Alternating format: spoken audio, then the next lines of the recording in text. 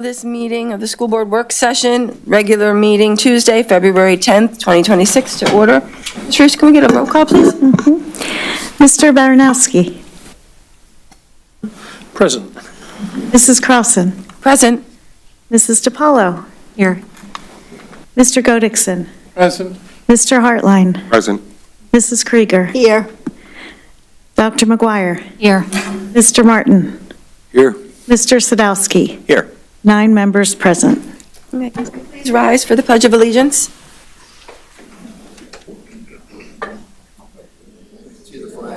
United States of America, and to the republic for which it stands, one nation, under God, indivisible, with liberty and justice for all.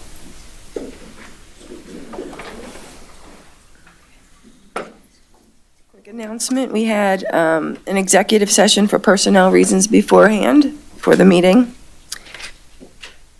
Any other announcements? Okay. Dr. Lucabaugh? Thank you, Mrs. Crossan, and good evening, everyone. We have a number of things tonight in our superintendent's report, and we're very excited to be able to honor a number of our students. And we're going to start with our women's basketball team and just talk to you a little bit about what they're doing and the run that they happen to be on right now. And I would encourage you to go out if you get a chance. These ladies can play.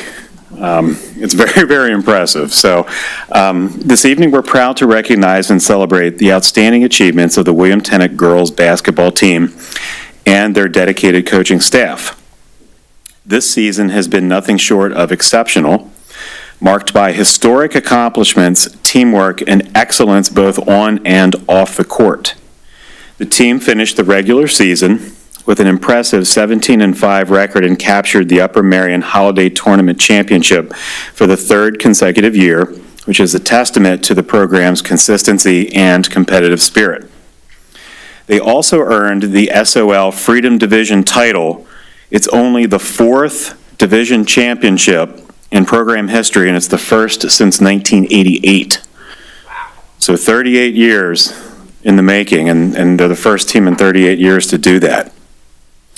Adding to this remarkable season, the team has made school history as the first boys or girls basketball team to qualify for the SOL tournament, securing a victory in their inaugural appearance. And they've also earned the ninth seed in the district tournament and will host a first-round playoff game against CR South this Friday. Individual accomplishments further highlight this historic season. We have 2 seniors. This is astounding. Avery Koser and Haley Staub both surpassed the 1,000 career point milestone.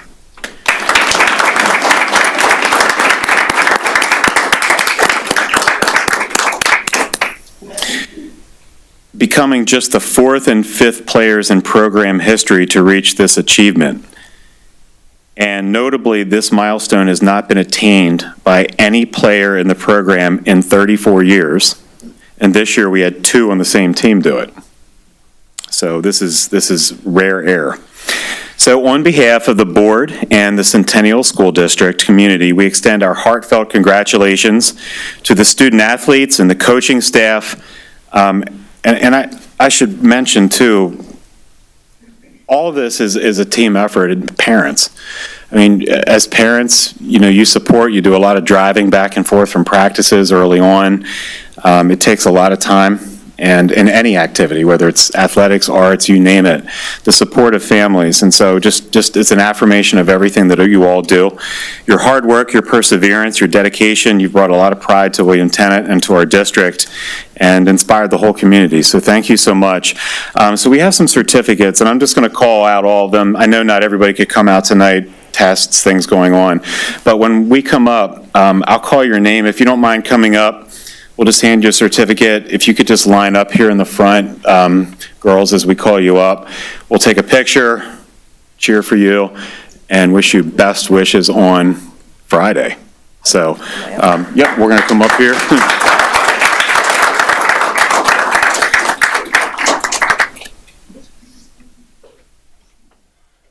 So Mrs. Crossan has been kind enough to help me out a little bit here. So we'll start, we don't, but I'll just read them. Actually, if you want to hand them to me and I'll read them off, and then we'll just kind of go with that. And I went with JV and varsity too, because everybody who practices and plays a role and helps push the team, you all play part of it. It's very interdependent. So we have Giada Casenza. Are you here, Giada? All right, there we go. All right, we're 1 for 1. The ceilings are only 9 feet, I think, so I couldn't get a hoop in here, so I'll spare you the shot, but congratulations. All right, there you go. Thank you. All right, next up we have Jaden Daly. All right, well, let's cheer for Jaden. She's not here. All right, Lillian De Fortuna? Nope, okay, that's all right. All right, she's probably practicing. Sophia Demito? All right, okay, all right. Lainey Del Rossi? All right, okay. My percentage is plummeting. Leah Guzman? There we go, all right, we're back. All right, congratulations, there you go. All right. All right, Emily Kaner? All right, not here, okay. All right, we'll cheer for Emily. All right, Avery Koser? All right, there she is. All right. And we're gonna do two. So Avery, you just get your certificate, and then you get your 1,000-point certificate too. So there you go. So all right, congratulations. All right, Alex Kogut, back there. Nope. Okay, no. All right. All right, Aubrey Lynch. There she is.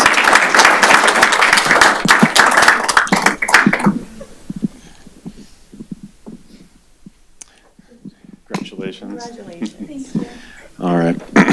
Juliana Lynch? Nope. Okay.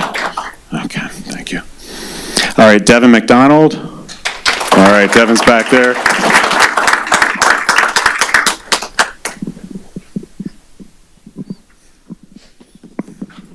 Congratulations, Devin. There you go. Okay. Carissa Malpezzi? There she is.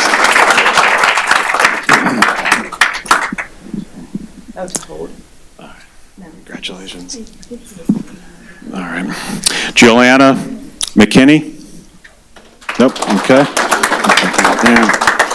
All right. Madison Rodabaugh? There we go.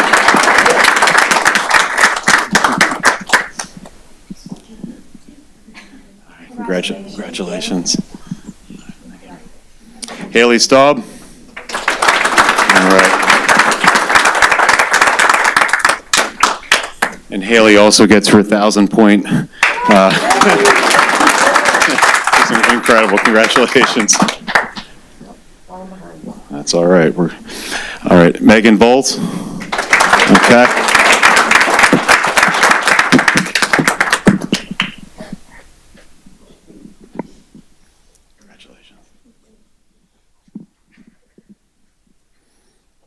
Hannah Wong?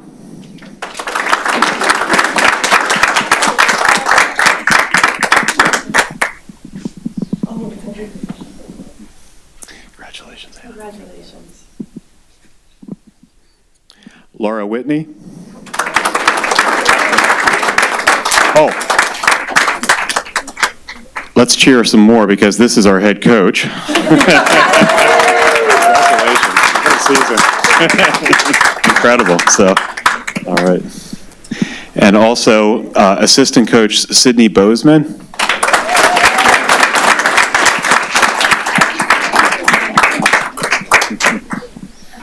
Congratulations. Thank you. Tremendous.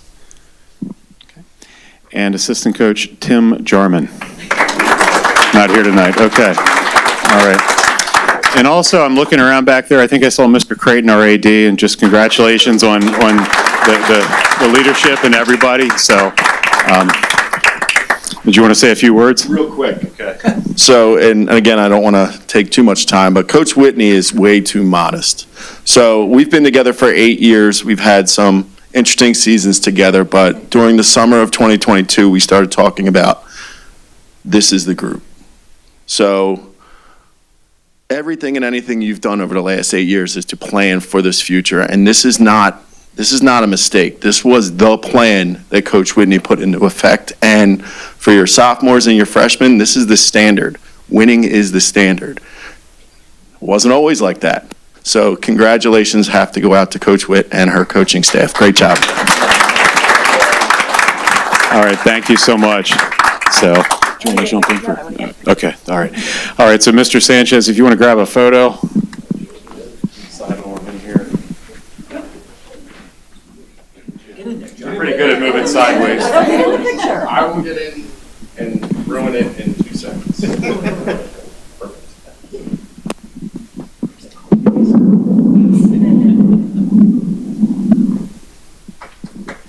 Congratulations.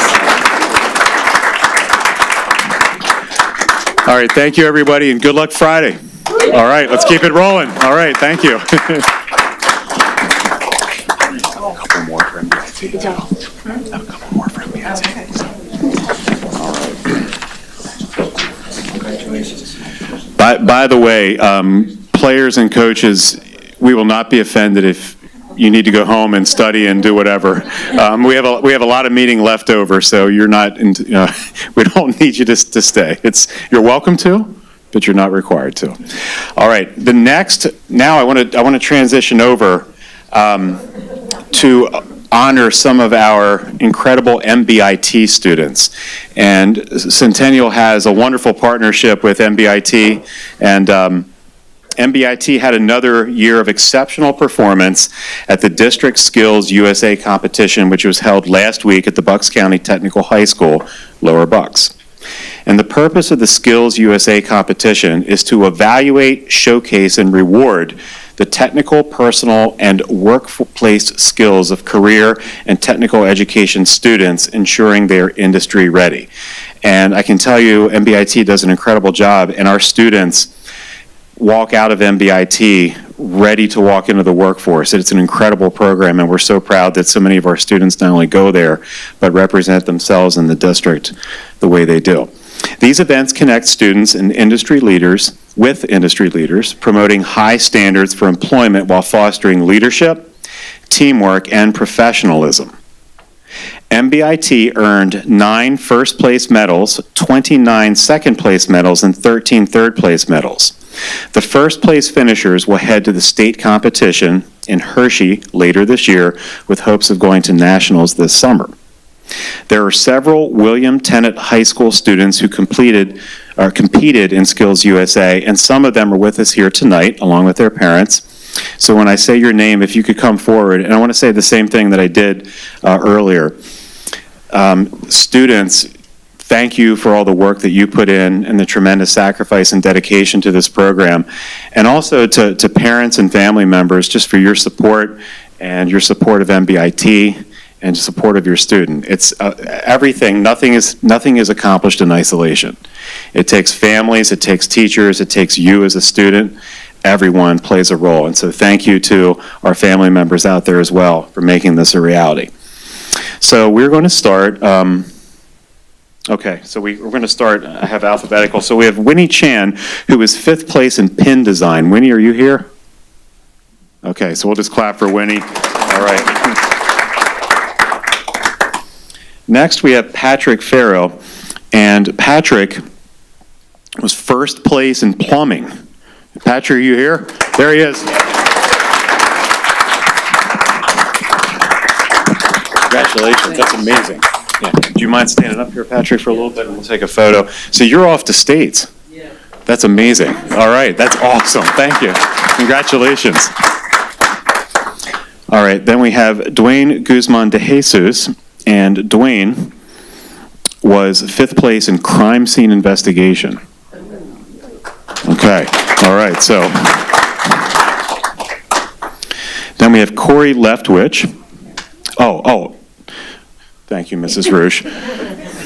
This is why Mrs. Rouge saves me so many times. 5th place in t-shirt design. It's right on the certificate, and I'm looking at my paper. So Corey, 5th place t-shirt design. That's amazing. Congratulations. That's awesome. All right, well done. All right, then we have Bernard McGuckin, second place in electrical construction wiring.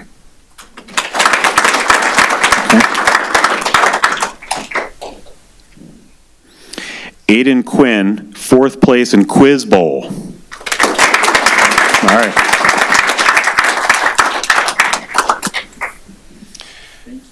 Congratulations. It's amazing. So.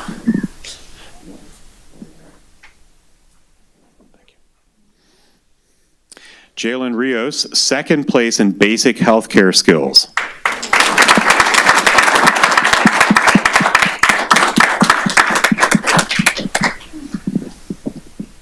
Congratulations.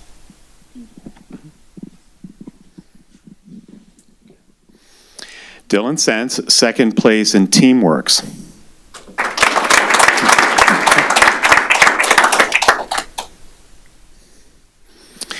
DJ Widener for second place in technical drafting.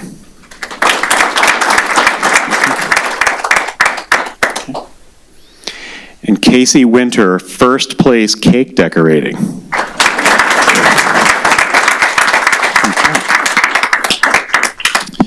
So just an awesome job, way to represent.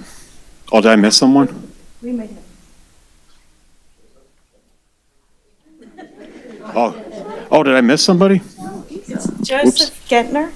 Joseph Gentner, let me see here, hold on. He's on the list. I'm gonna, hold on a second. Hold on. Hold on, maybe I put it with the basketball ones by mistake. All right. Okay, well, so, hold on, I apologize. So we have Joseph Gettner, fourth place in Quiz Bowl. And Joseph, I know we have your certificate somewhere. So we'll get you that, That might be my mistake, so we'll make sure. We'll find that. Sorry, Mom and Dad, if we don't, we'll get that to you. I apologize. So, but just to you all and to everyone, thank you for competing, for not only representing yourselves, our district, and just really excited for what you'll do in the future as a result of your experiences there at MBIT. And so, congratulations. All right, and good luck at States. So.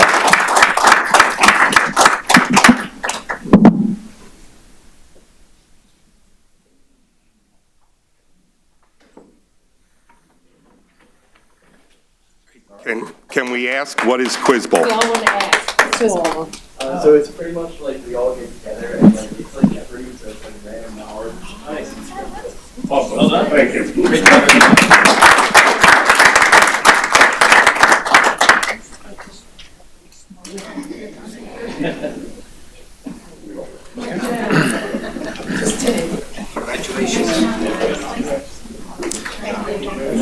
All right. Thank you all for coming tonight. All right, moving right along, we are going to do student presentations. Alexis Cawley and Elizabeth Peterson.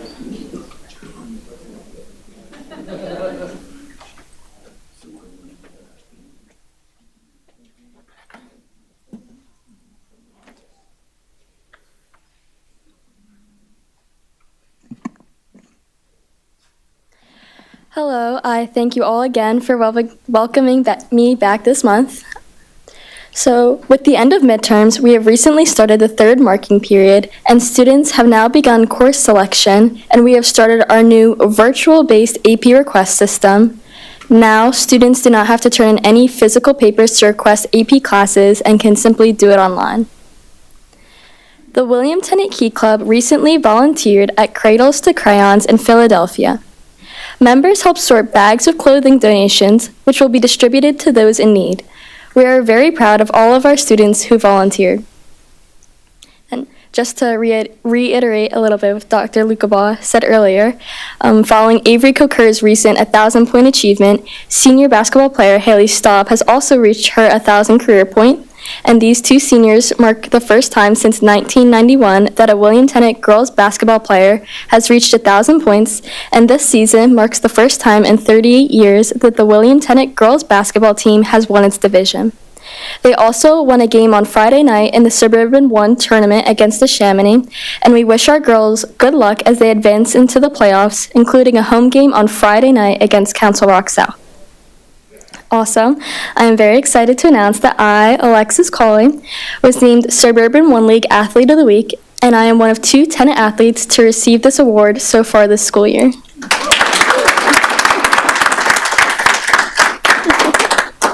Thank you. In addition, we held our annual William Tennant Miss Panther event on January 22nd.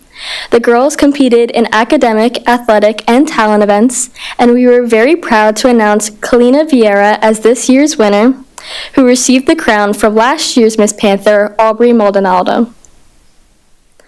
On January 24th, we also held the annual Winter Ball Dance with fun music and food for students to enjoy, and we were very happy with yet another successful event. We are also prepping for Black and White Night, which is to be held on February 25th, 26th, and 27th, and practices for musical performance, synchronized swimming, and dance have begun, as well as poster meetings. We hope to have yet another successful event this year. Furthermore, the William Tennant Madrigals are prepping for the Temple University A Cappella Festival, which will be held in March. Our theater department is also very hard at work prepping the spring musical Mean Girls, as they are a month into their rehearsals. All of the cast and crew are very excited to bring this production together. And I thank you so much for having me again, and I wish you all a wonderful night. Thank you. Congratulations. Thank you.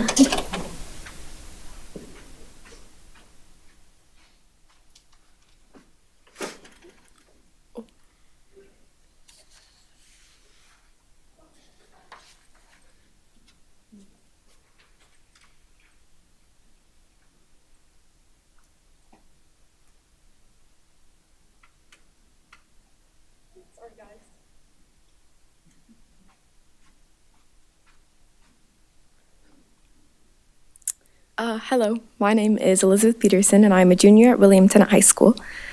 I'm also a proud Level 200 student in Networking and Operating System Security program at Middle Bucks Institute of Technology. First up tonight, February, is Career and Technical Education Month, a time dedicated to raising public awareness and celebrating the impact and achievements of CTE programs nationwide. Across the Commonwealth, CTE schools play a critical role in meeting local workforce needs by providing students with opportunities to learn alongside trained professionals and by reinforcing the essential place for technical education and the place that it holds within our educational system. In recognition of CTE Month, MBIT is continuing its Support the Trades t-shirt initiative and fundraiser. Proceeds from t-shirt sales in the school store will directly support MBIT students attending Skills USA national competitions, further investing in student success beyond the classroom. The Support the Trades t-shirts are also currently on sale on the MBITschoolstore.com website. Next, the Spring Adult Education classes are now underway, providing community members with opportunities to build new skills, advance their careers, and explore hands-on training in high-demanding fields. These courses support workforce development by offering practical industry-relevant instruction and flexible learning options that meet the needs of adult learners while strengthening connections between MBIT and the broader community. Next up, members of the Home and Builders Association of Bucks and Montgomery counties conducted a site evaluation at MBIT as part of the Pennsylvania Builders Association endorsed trade program review cycle. The evaluation focused on the electrical technology, building construction trades, plumbing, and carpentry programs, and highlighted the passion, purpose, and high-quality instruction that takes place daily, reinforcing the strength of MBIT's industry partnerships and career-focused programming. Lastly, the MBIT Media Associate Internship and Student Influencer Program continued to expand student leadership, communication, and real-world workforce skill development at MBIT. Through these initiatives, students play an active role in supporting recruitment events, school tours, presentations, video production, and authentic social media storytelling that highlights the experiences and achievements taking place across our 21 career and technical programs. Media Associate interns collaborate on professional-level projects, including event coverage, newsletter features, digital campaigns, and community outreach efforts, while student influencers serve as authentic student ambassadors who help represent MBIT to prospective students, families, and community partners. Together, these programs provide meaningful, hands-on experiences that strengthen students' communication, marketing, teamwork, and leadership skills, while amplifying student voice and promoting the value of career and technical education throughout the region. Thank you for taking the time to stay updated on all the exciting happenings at Middle Bucks Institute of Technology. Be sure to follow us on social media and keep up with the latest news, achievements, and events at MBIT. Thank you. Thank you.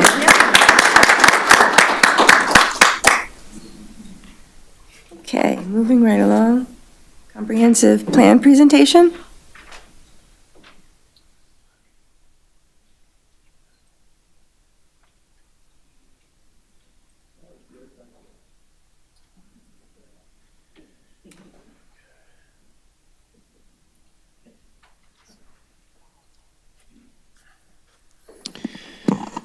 All right, good evening again, everyone. And tonight, we have the pleasure of presenting our comprehensive plan overview to our board.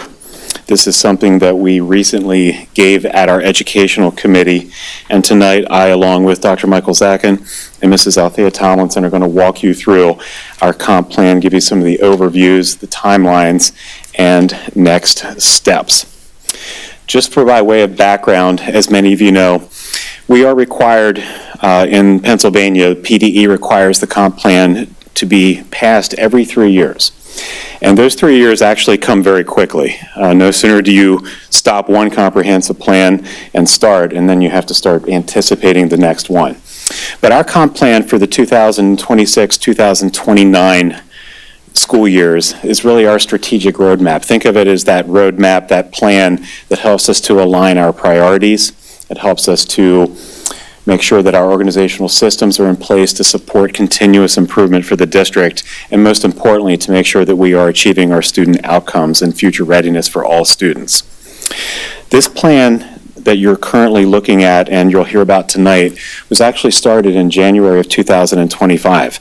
And we wanted to be very intentional in carrying on the work that was established previously. The district has taken tremendous strides academically to bring up test scores, and we want to build on the success that has happened over the past several years. Some excellent work that's been going on in our district, and we wanted to make sure that we take the reins and continue that work and pull that forward. And so that was a very intentional part of our work and our priorities to make sure that we maintain that consistency and that continuity with this plan.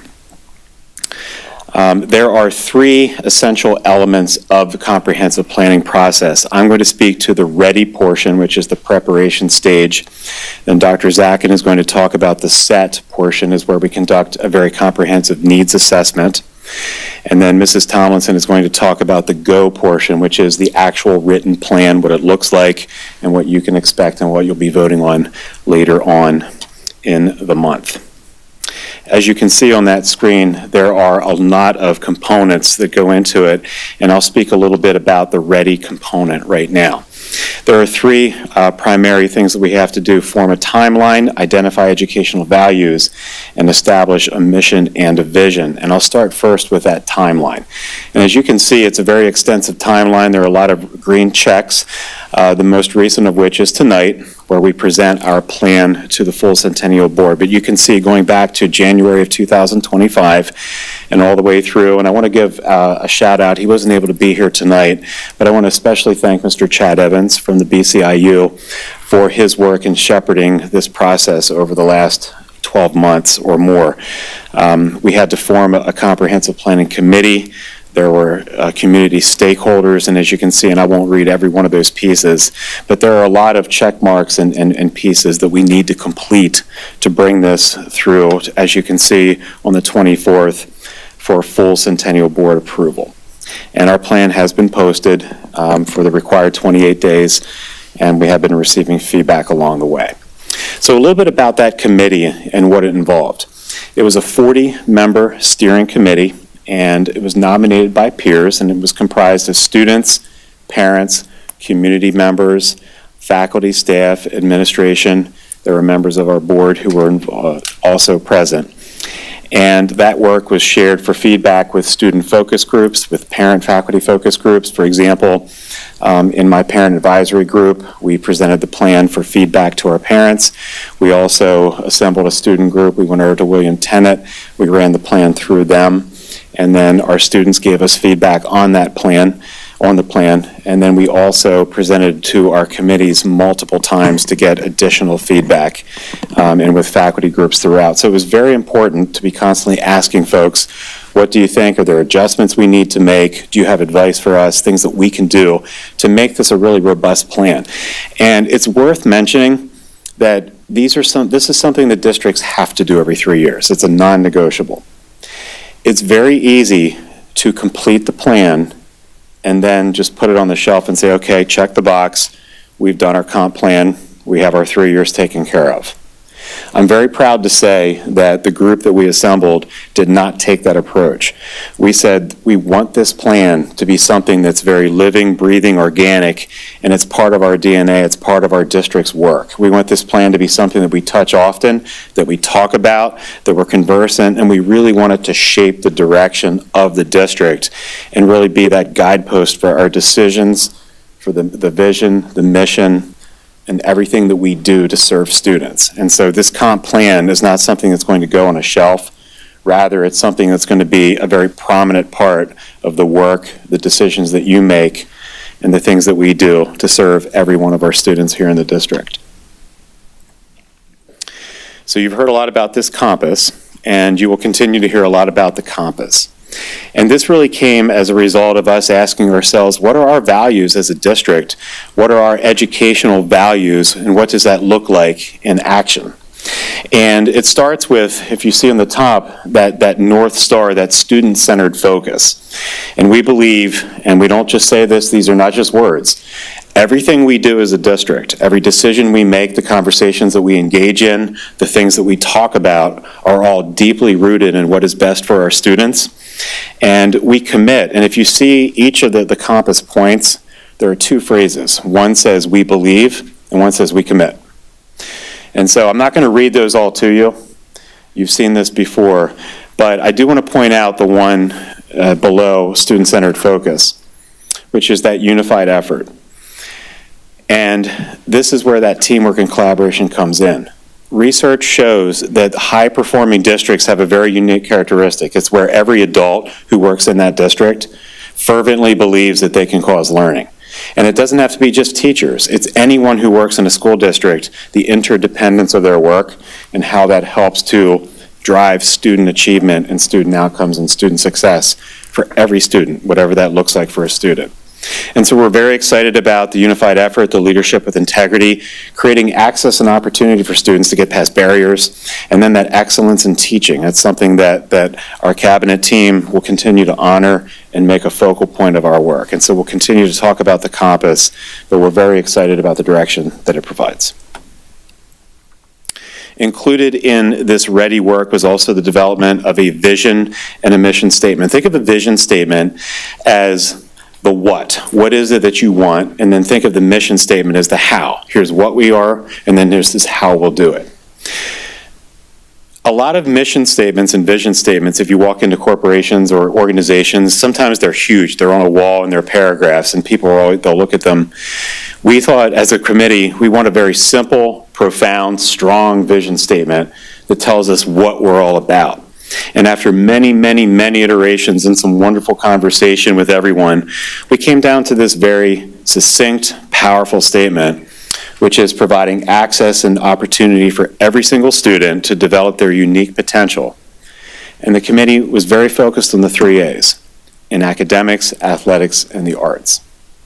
That was a part of previous centennial focal statements and mission statements, and we wanted to honor the past and continue that work moving forward. So that's what we want, access and opportunity for kids to develop their unique talents in those 3 areas. How will we do it? We'll do it by empowering the growth of the whole student through excellence and exceptional teaching and learning experiences. Because whether it is social and emotional learning, athletics, the arts, academics, it's all about teaching. It's all about helping students to grow and get better. And so that is our prep section of the comp plan. Next, I'm going to turn it over to Dr. Michael Zachin to talk about the set portion. Thank you, Dr. Lucabaugh, and members of the board. I appreciate the opportunity to stand in front of you to present the set portion of our comprehensive plan for the next 3 years. And I will be covering what you see here is data analysis, supplemental plans, summary of strengths and challenges. And they're all number 1 because they're all that important. But in all seriousness, the section I'm going to cover is data analysis, the needs assessment, and the set portion is, if you will, holding a mirror up. What are we good at? where do we need to improve, and what do we need to build upon. Coming to these meetings, many that Dr. Lukabaugh referenced, it was the 30,000-foot view. Where is it? Where are we as an organization, K-12, in all our various areas? These are the data points, the bullets that reflected an analysis for that 30,000-foot view. And you can see the breadth of this data. And the PVAS, which stands for Pennsylvania Value Added Assessment Measures, is the growth measurement. It's a point of pride. Coming here, point of pride in recognizing that it's an area to celebrate, but also achievement measures. What are our achievement? Where do we need to grow with our achievement? And I'm just going to call out as well the William Tennant High School, WTHS, William Tennant High School program and dual enrollment opportunities also references not just achievement, not just growth, not just how our students are doing on tests, but also the additional opportunities we afford students in Centennial School District. That's all part of the consideration for the data analysis when setting the goals and priorities, which Mrs. Tomlinson will talk about. The supplemental plans. This slide right here reflects a tremendous amount of work from many people in the organization, and I'm looking back at many of them here at this table. You could probably have a presentation on every single one of these. In fact, they are a required component of the comprehensive plan and a presentation. Some are 3 years, some are 6 years. And each one touches arguably every single area of our organization. The academic standards and assessment requirements reflects ensuring we're meeting the standards as put forth by the state of Pennsylvania, which is Chapter 4. The Act 48 professional development, and a shout out to our Office of Teaching and Learning that often runs point on this, making sure that we are providing the professional development that the teachers, the staff are requesting they need to serve our students. And I'll highlight as well as the other 6-year strategic assurances, if you will, the Chapter 12, Chapter 49, they are, and the Act 49, the induction plan, they're all requirements. The induction plan is the new teacher academy. The Chapter 16 is the guidelines for our gifted. So this supplemental plans all has to be in place for our comprehensive plan. And there's a lot here, and it's summarized, but we need to make sure the check marks, these all have to be checked off, and they are. So the strengths.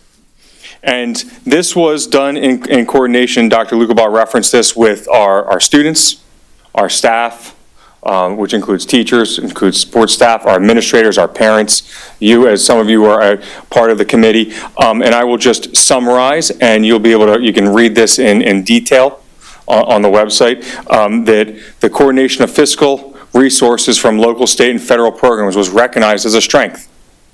The insurance of effective standards-aligned curriculum, or that our resources are aligned, recognized as a strength. The fostering a vision of a culture of high expectations, and a phrase that someone shared with me was a no excuses culture here.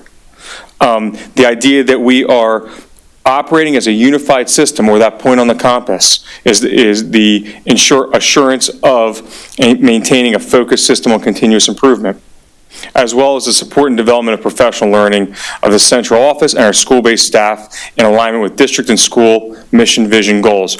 Or in other words, that we're investing in human capital. And I think, if I could, these aren't just successes to celebrate, but I want to recognize that these are the foundation that we build from. And that what we will recognize where we can go and grow, and that would go next to the challenges. As outlined by the feedback provided to us, some areas I will highlight, making sure that every classroom, every teacher, every staff member is equipped with the resources for high-impact strategies, that we are building our team, the principal team, the supervisory team, to have the capacity to supervise those high-impact strategies, the high-quality teaching and learning, that instructional excellence that was recognized on the campus as well as that the allocation of resources, money, staff, professional learning materials is done with data-driven decision-making.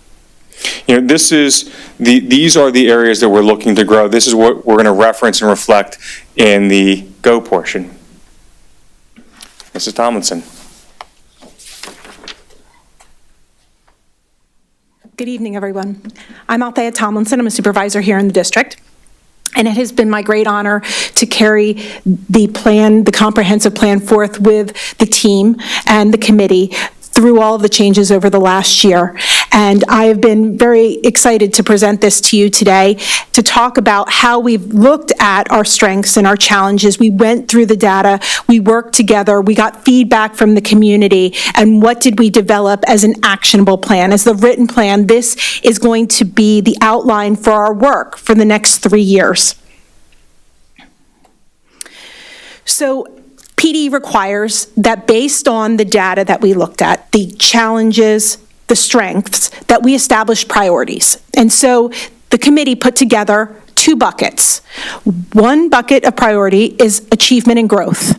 The other bucket, access and engagement. Based on those 2 buckets, we came up with 3 priority statements. The first is that if we address the areas of challenge and concern around access and engagement, our families, community, faculty, and staff will have what they need to feel a sense of belonging and have the support to ensure students are prepared for post-secondary education, career, and life readiness. The second priority statement: if we continue to strengthen our curriculum, our core instruction, our systems of support for learners, then our learners will be prepared for post-secondary education, career, and life readiness.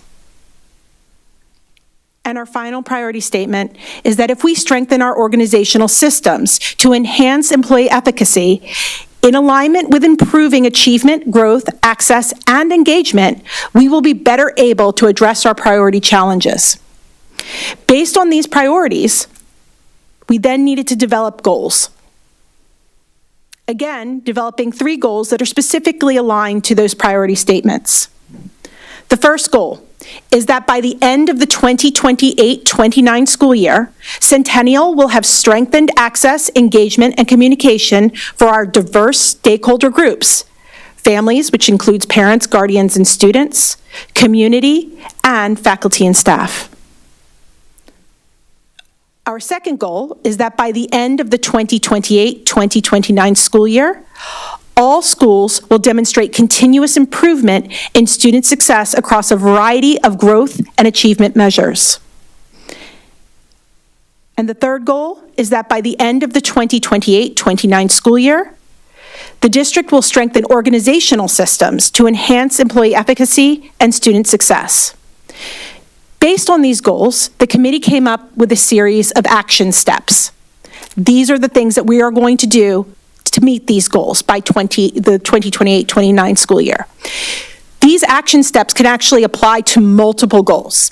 In order to make it a little bit more palatable or digestible and understood, we took those goals and I put action steps underneath each one, but they could apply to multiple goals. So one action step could serve multiple purposes.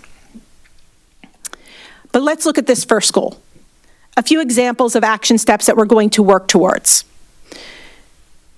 We're going to implement a district-wide communication and engagement framework that promotes equitable and multilingual access to information. We are going to establish formal parent and community partnerships that are inclusive of all stakeholder groups, expand engagement events and outreach with an emphasis on communication to increase participation. We're going to align attendance and intervention protocols, meaning that we are going to align attendance, outreach, and professional learning practice across all schools, focusing on documented use of tiered attendance strategies and intervention logs. Action steps aligned with goal number 2. We're going to implement a standards-based instructional system K through 12 to drive continuous student achievement through rigorous and relevant instruction. This system requires all teachers to anchor practice in clearly communicated learning objectives and utilize strategic, formative, and summative assessment for ongoing progress monitoring. We're going to establish consistent data review and assessment protocols requiring all teachers to administer and analyze common assessments in each content area and engage in quarterly data reviews with professional learning communities, departments, or teams, and to identify the trends and instructional next steps. We are also going to sustain our foundational student support systems that we already have in place, maintaining and expanding school-wide MTSS and positive behavior systems, PBIS, K through 12, and align student services to promote academic growth, well-being, and continuous staff and development.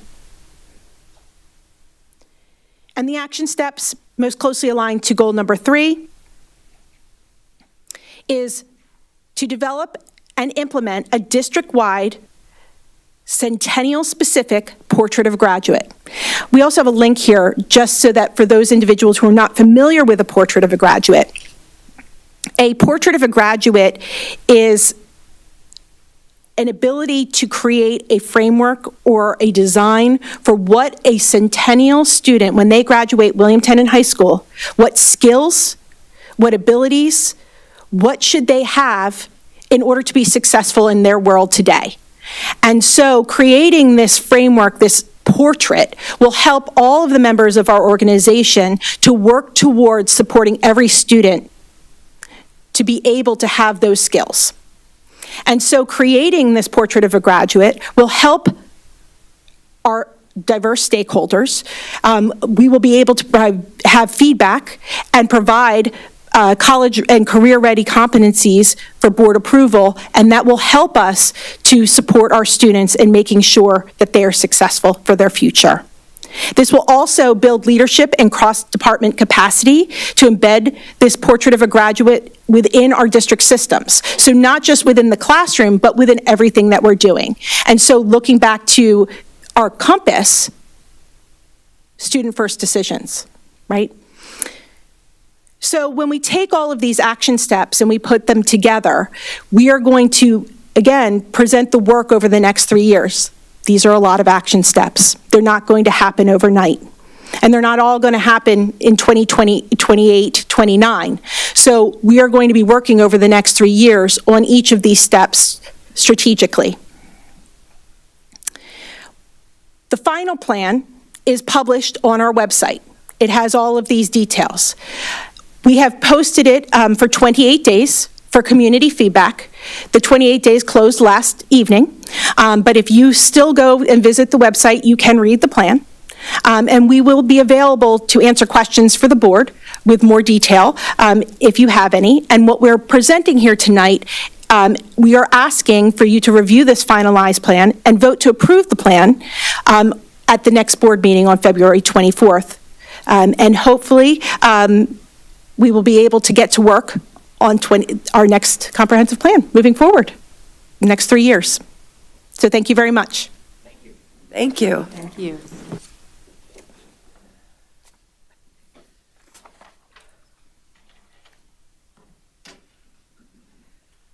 All right. Mr. Greenwood, preliminary budget. Do I just close this? There you go.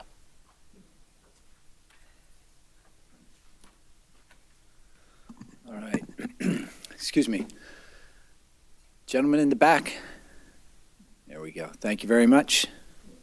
It's been quite a night, so I appreciate us all hanging in there. I have tonight, I think we are stepping squarely into budget season, right? As we completed on the 29th a budget workshop. On the 27th, we voted to not move forward with the early adoption plan, and we are, I think, all feet in on the budget cycle. So I expect these more and more of these meetings to come. So as we get started, a look at our norms, our look at our focus. I've heard a lot about that tonight. As we shared on the 29th, a visual for our work this year, really illustrating a pathway or a bridge to improved financial stability. And tonight, we want to share a proposed preliminary plan, a preliminary budget, based on the board's vote on the 27th not to adopt the Act 1 Accelerated Budget Opt-out Resolution. We now have a series of steps that are mandatory and are required steps. As we move through, it's always important that this is the preliminary budget, right? I won't say that no fewer than 10 times in the next 10 minutes, right? That it is the preliminary budget. That it's not the final budget, it's not June yet, so there is a lot of work to be done. The proposed preliminary budget refers to an Act 1 preliminary budget that school districts must prepare and submit to the Pennsylvania Department of Education when the district doesn't opt out. So this budget is referred to as the preliminary because it is the preliminary. It's an interim, legally required step with the Act 1, on the Act 1 timeline. All right? What it is not, right? Sometimes you can define something by what it is not, right? It's not the final budget. It's not a commitment to a tax increase. And it's not an approval to exceed the Act 1. So we're clear on what it is and what it is not, I hope. A special meeting has been scheduled for next Tuesday, the 17th.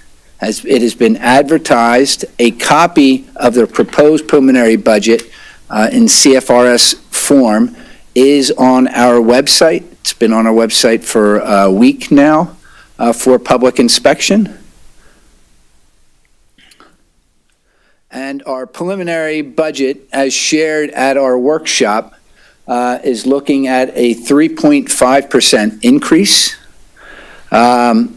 which would have total revenues of $154,118,000, expenditures of $161,181,000, and a deficit of just over $7 million.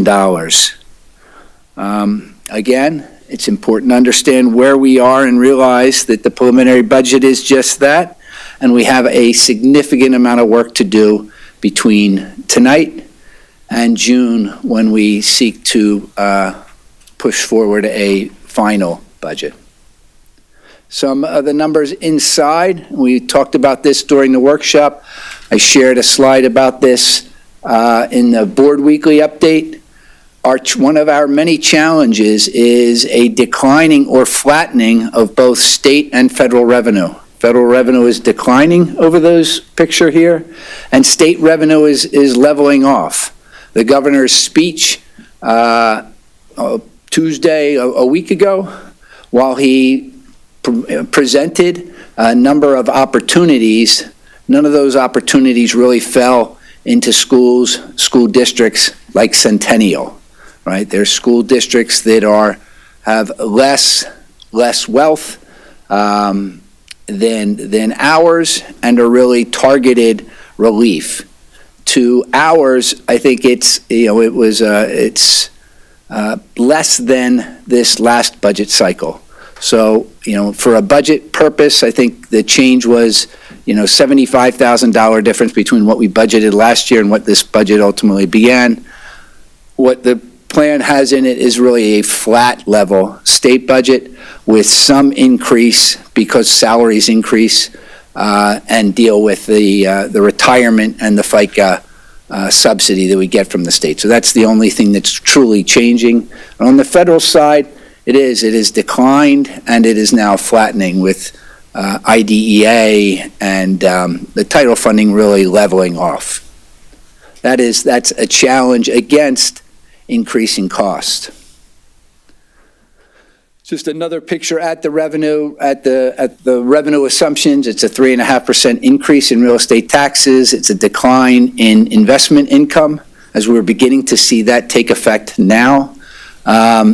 Little changes in other sources. State increases, as I said, is up $353,000, really tied to the FICA and PSER subsidies. Federal title funding is being held flat this year compared to what it actually came in at. We did have a lift back, a year ago this time. There was a lot of question about PDE. There was a lot of question about title funding in general, whether or not we were going to have it or not. So we did back off a little bit, but what I'm carrying forward in the 26-27 plan is based on the actuals for 25-26. So I'm carrying any lift that we had this year, keeping my fingers crossed and carrying it forward. And finally, that there's no other drawdown from any other funds in this budget, right? So it is us at our most difficult moment. On the expense side, the labor increases are based on the collective bargaining agreement and other work agreements. We have had our first look from the Delaware Valley Health Trust. We have been in touch. I've been in touch with them every week since they gave me the first look because I couldn't believe it was the first look. But we are working very hard with them. This does have their increases in it.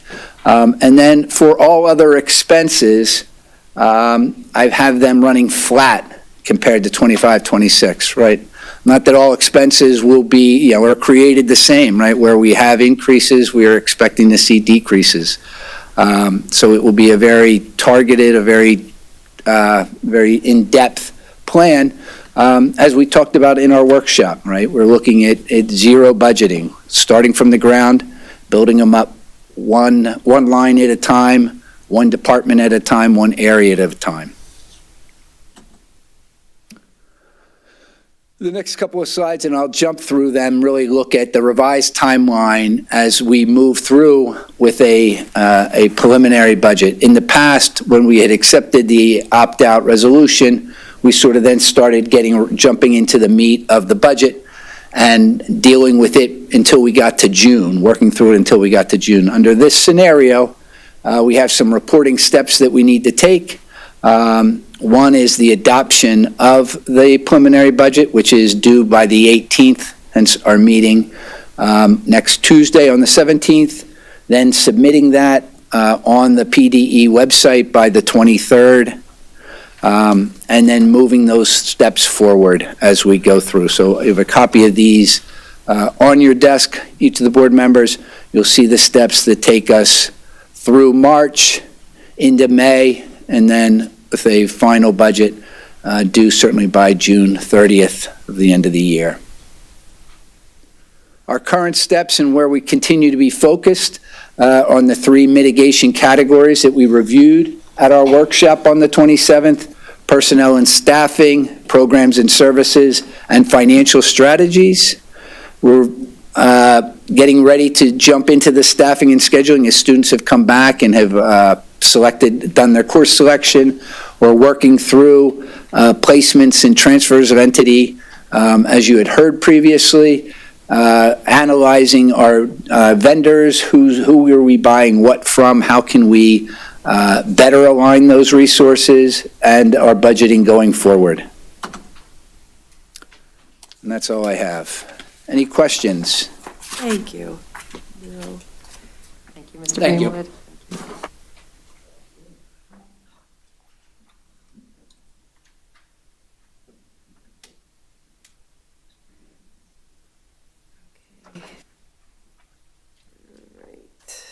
Moving forward, Mr. Sadowski. Yes. 4.1, approval of the agenda.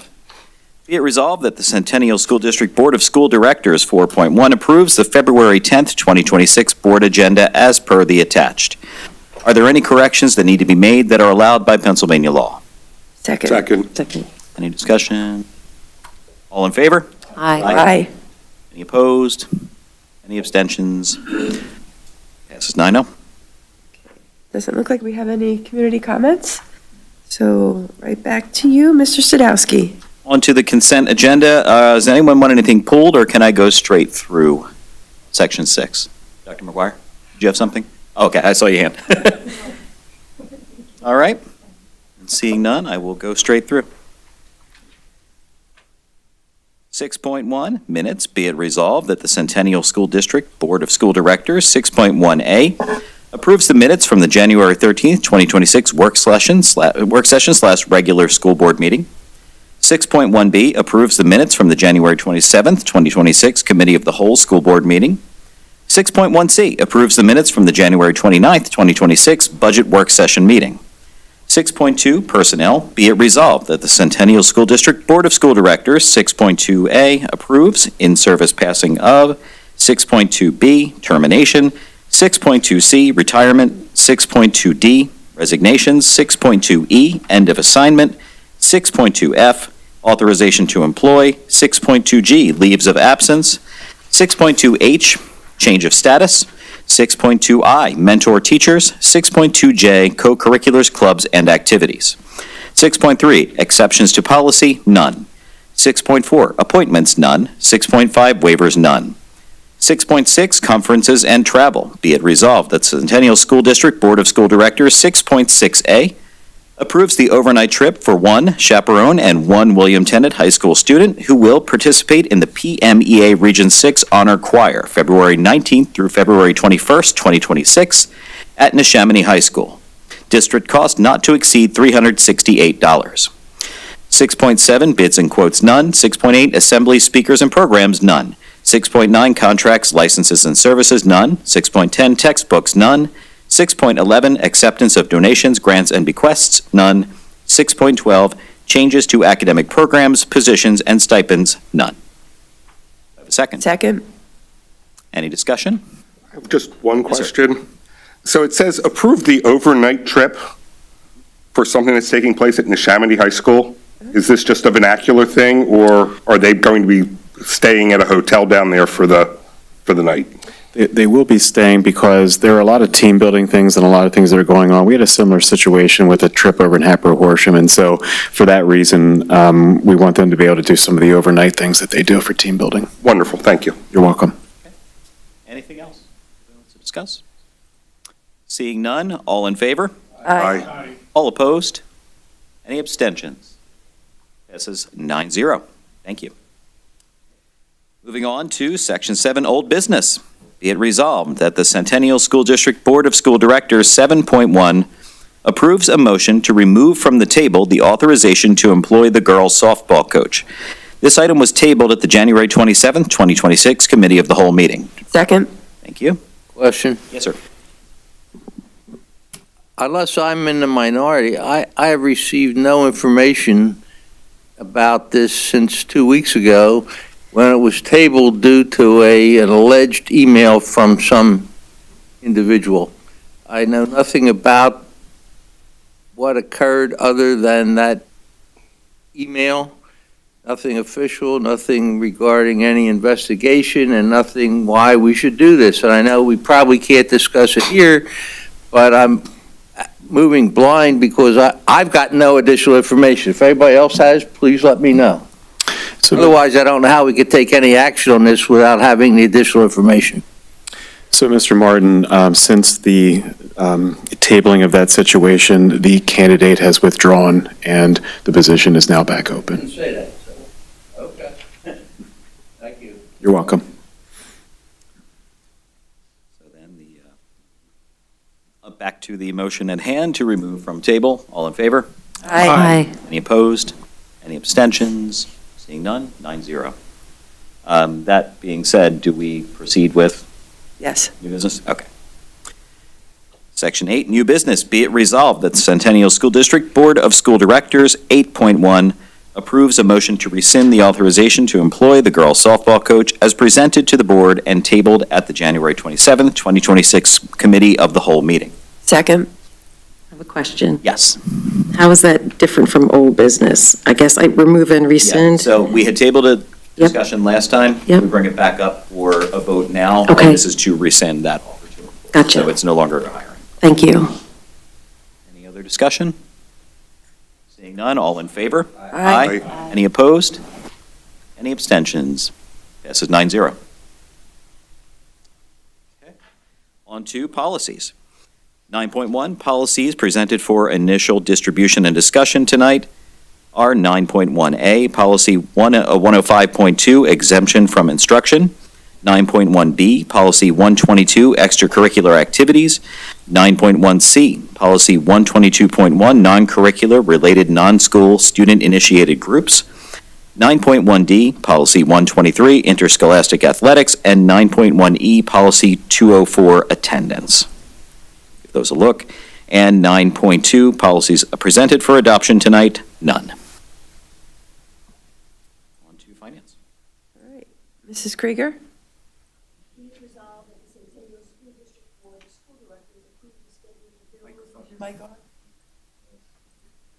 Good catch.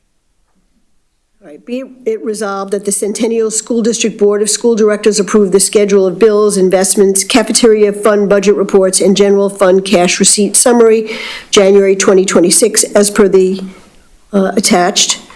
10.2 approves the 2026 budget transfers for January, as per the attached. 10.3 approves the pending bills list, as per the attached.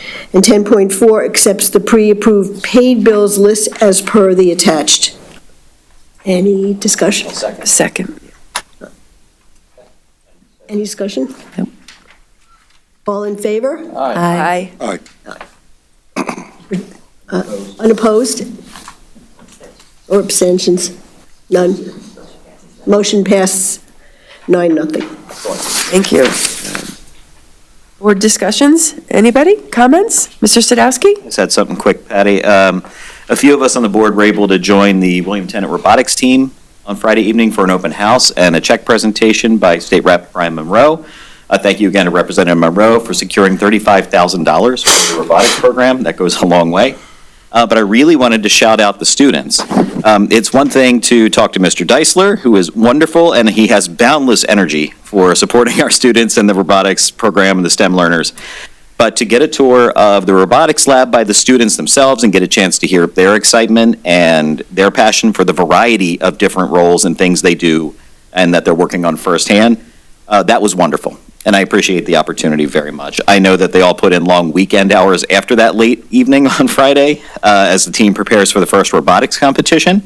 So just, again, an excellent opportunity for our students, and thanks again to Mr. Deisler and many others, including, as we said earlier, with the athletics program, the parents who give so much time and energy to make it all possible. So thanks, everyone, for that. Can I add to that?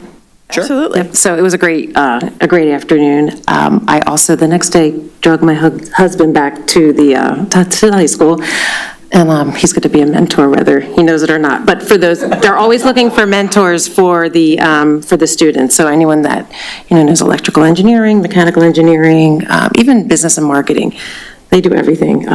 Pretty amazing stuff that these kids are learning. It was great. Madam President, I'd just like to get into the minutes.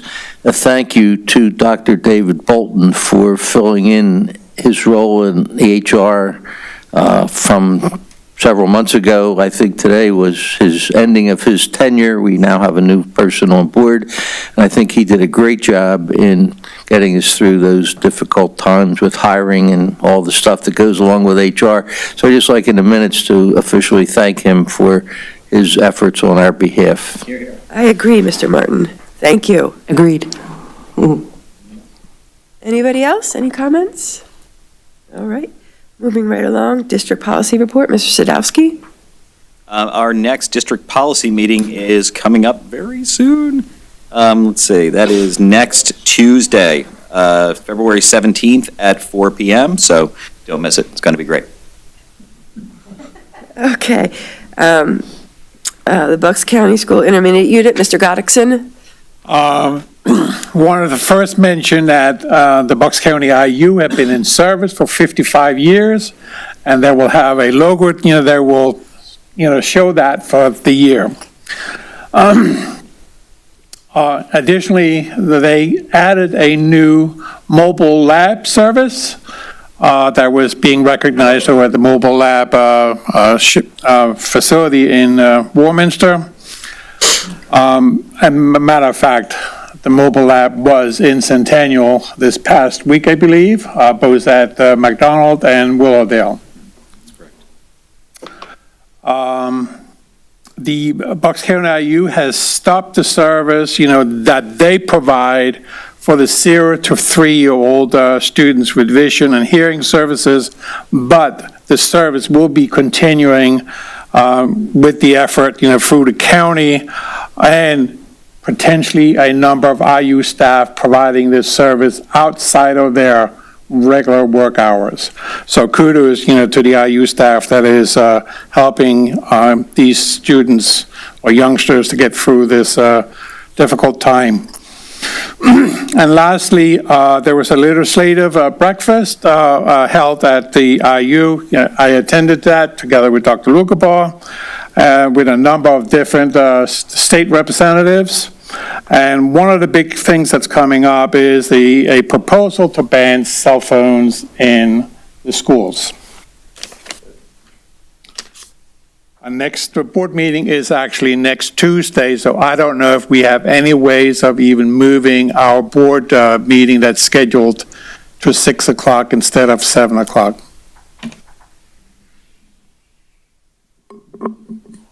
I believe it has to be advertised. It's been advertised, so unfortunately, that's a negative. Okay, moving right along, PSBA, that would be me. So, as in last year, scholarship application is open.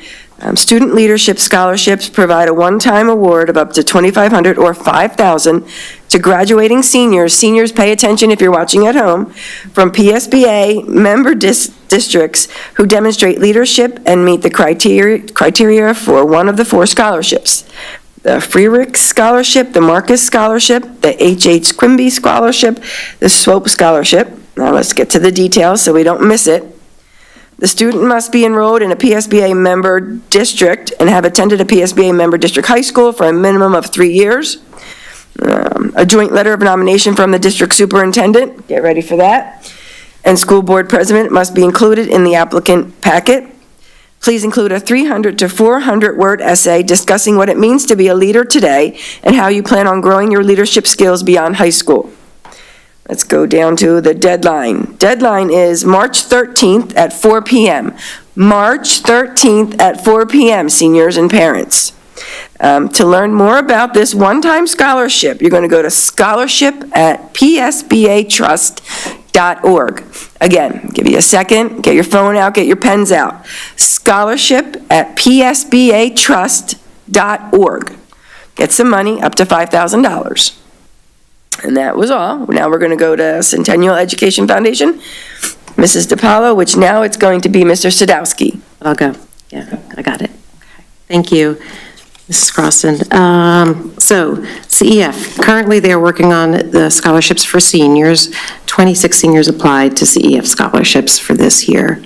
The annual golf outing will be Friday, June 26th. At 5 Ponds. It starts at 10 a.m., but you can register, I think, ahead of time, but also starting at 9 a.m. the day of the event. The cost is $150 per golfer.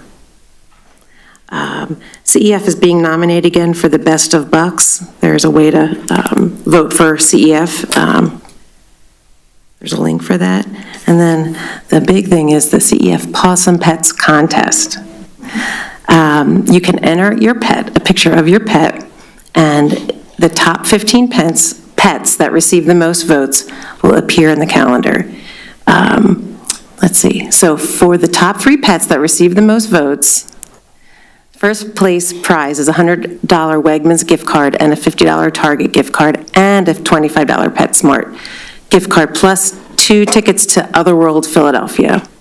Second place is a $25 Walmart gift card, $30 Amazon gift card, a $25 Chewy gift card, and a Bark Box gift card. Last but not least, third place is a $25 Walmart gift card, 4 mini golf passes to Hellerich's Adventure Farm. So get your pictures in. The deadline is March 15th, yes, to enter your pet photos.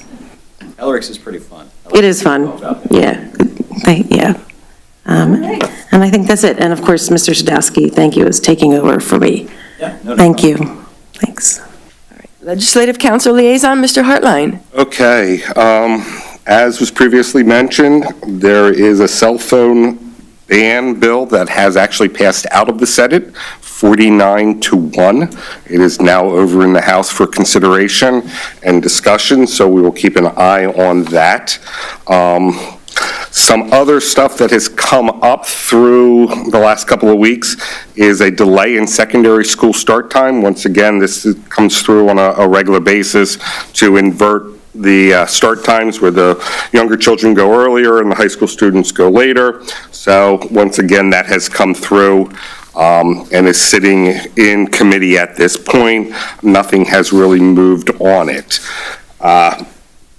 Just a few days ago, a AI weapons detection bill was introduced by two Bucks County legislators, Hoagland and Labs.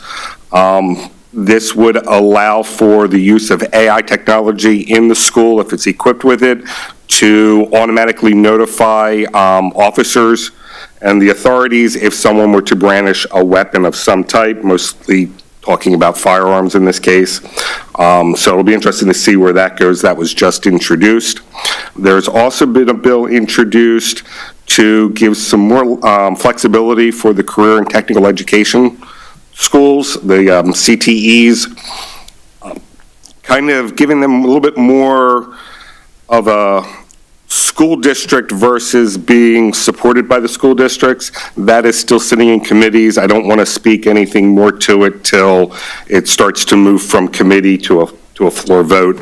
But that could be very interesting in the coming year, especially considering the number of increase or the increase in student participation across the state in the CTEs. And the push for a lot of students going into career-ready jobs. I mean, our MBIT is one of the leaders in really the country for this type of thing. So it'll be interesting to see if this gains any traction and makes its way out of committee. Thank you. All right. Any additional communications from the board? Oh, I'm sorry, MBIT. I missed you. Yeah, just a few things. Mr. Goddickson. Dr. Lucabar, of course, presented, certificates to our successful winners, from William Tennant, at the MBIT Skills USA.